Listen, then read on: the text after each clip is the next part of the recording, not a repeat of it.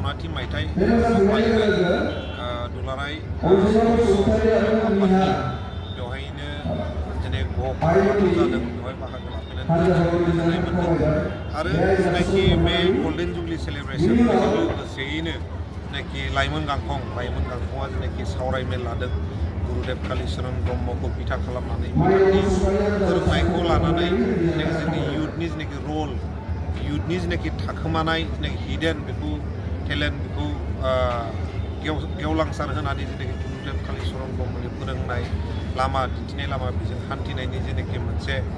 सावरायमेल बेवहाय आङो इन'ग्रेटर हिसाबै बाहागो लादों आरो बे सावरायमेलखौ दिनै जेनाखि लादों बे लानायनि थाखाय आङो जेनाखि लाइमोन गांखं